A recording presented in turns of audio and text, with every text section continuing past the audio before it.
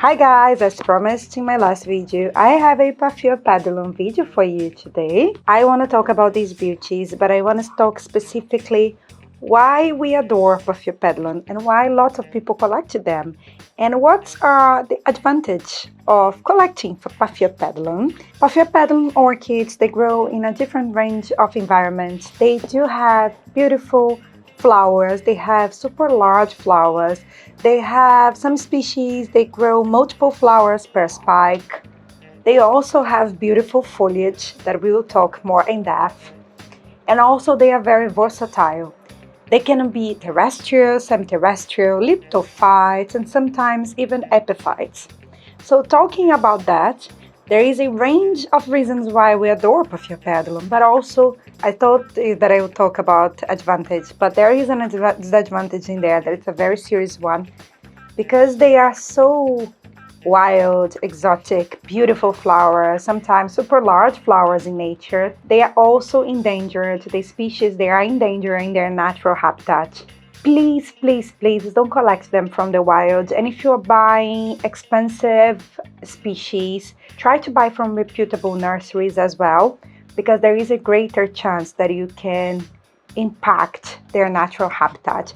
Just to let you know, there are so many endangered species that can be completely gone soon if you don't stop collecting from the wild. And also their environment has been very, very much affected. So let's go to all the good things that we love, to the hybrids and species that have been tissue culture that we can find accessible and grow in our homes without impacting nature, because that's really important since we're talking about plants. As I said, they can grow in a very different wild. They will go in the shadowy part of the forest, on the top of rocks, or maybe top of moss and in soil. And with all of these aspects, taking in consideration everything, they make amazing houseplants. There are so many reasons why we should love Paphiopedilums, and one of them is that, first of all, light requirement. They are extremely versatile because they don't require, especially the hybrids that we find in garden centers or some of the most accessible species that have been cultured, tissue cultured before. These ones, they don't require exactly much light to grow, so they can be basically, you can place them everywhere around your home, even with low light exposure, like northern light. If you live in the northern hemisphere as I do, I grow some paths with that low light and they are doing great, and they even bloom for me every year or a year and a half or so. So that's a great advantage. Another one, it's intermediate temperatures as well. Some Paphiopedilum grows in warmer environments, other in a little bit cooler environments or high altitudes. But again, talking about the species or the hybrids that we find, most of them we grow inside our home without us having to change things, to use some special humidifier or coolings. I don't know, anything that will change our environment. We don't need to do that with our pups. They will love our home environments. They will do great because most of them will grow very nicely in an intermediate temperature and also intermediate to low light as well. Exposure, not exactly not dark place. Please don't put your pup in an extremely dark place where there is almost no sunlight or no natural light. They won't grow, but they need some light. But you don't need to place them under a special growing lights or if you don't have any special windows or window sills with high light, they will probably grow and will bloom for you as well. The next thing is mixes. As I said, they can be terrestrial, lithophytes, and epiphytes maybe as well. So there are a range of different mixes that you can pot your paths in. I potted mine, I think, in moss and bark. You can also try some Hoya mixes with bark, perlite, moss, soil, because some of them are terrestrial. Their roots, they don't grow in air. These ones that we find easily, like Phalaenopsis and Cattleyas and Oncidiums. So they will grow inside the mix.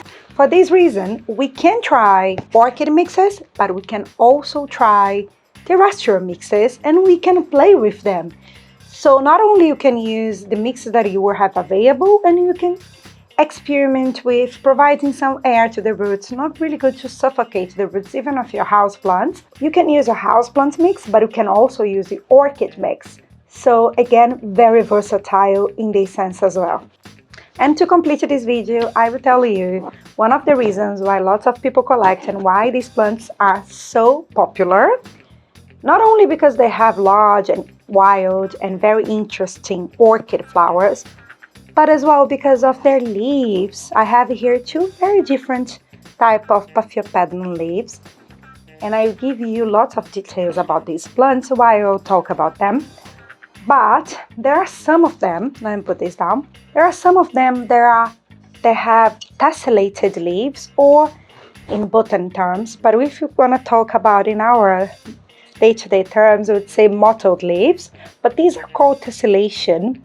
That's the type of mottling that you see on the leaves that makes them have a very, very interesting type of pattern. People adore this type of Paphiopedilum because, let's be honest, they don't bloom very often.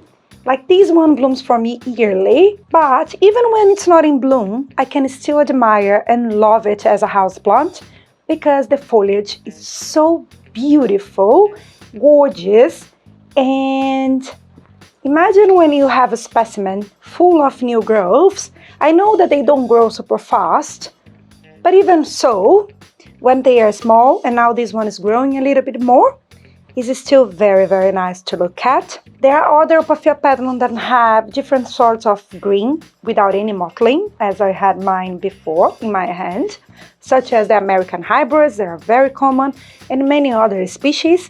But we do have species with this sort of mottling or tessellation on the leaves, and there is an explanation for that. Actually, there is no explanation for that. Sorry, I'm going back and forth. Apparently, there are some correlations between temperature and the tessellation. Orchids with this tessellation, usually, they are Paphiopedilums that will grow way in lower light, in the shadowy part of the forest. But also there are some green leaves that will grow there as well. Apparently this one, they require a little bit more temperature, and there are some of others with green leaves that require low temperature, and there are some with green leaves that require higher light. These ones usually grows towards the low light, but there are so many variations that I don't want to come into that. But what I discovered that is really, really nice and interesting reading different articles, tessellation uses as camouflage because some herbivores or animals that eat and munch on them plants, they won't find them so easily, or maybe they would be disguised, they wouldn't eat these. These would camouflage them in their natural habitat. However, one of the articles that I was reading is saying that it could be the case, but these type of Paphiopedilums in China are found in the same places where the green ones are. So both of them grow in the same part of the forest, the shadowy part together. If we talk about evolution, they are both living today. So there is not exactly something that proves that that's the case with Paphiopedilum, but that's a theory. One of the reasons why they developed that. Just talking about other plants, usually they use it as a camouflage. But camouflage or not, we don't know, we are not sure. If you have found any article or anything that confirms this theory, please send me here down below. I would love to hear that. I love my Paphiopedilums. I have the tessellated ones. This one is the Moldier Fema Green, and this one blooms for me yearly. I also have the Delenati or Delenatii with this beautiful tessellation. I have another one that I will probably try to show you some footage of the flowers. I adore this. I would have a collection with different patterns of leaves in Paphiopedilums, especially thinking about how easy it is to grow them. Honestly, it's not the orchids that attract more pests. Thrips can attack them, but it's not their first choice. Usually don't give me headache. They grow so easily and nice in any environment that I place them around my house. The only requirement that they have that I have to keep an eye on is that they don't like to be without water for a very long time. They can get very, very dehydrated. But more than that, gorgeous, gorgeous flowers. And talking about the green-leaved ones, let me get this one. It's a little bit dehydrated, my fault. I bought that recently. It has long and large green leaves. So what's the advantage of these ones? I think this is the American hybrid, Paphiopedilum.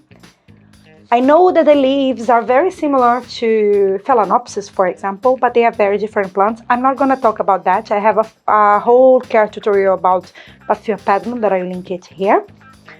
But the flowers of these ones are super large flowers, apparently, and they have vivid colors as well.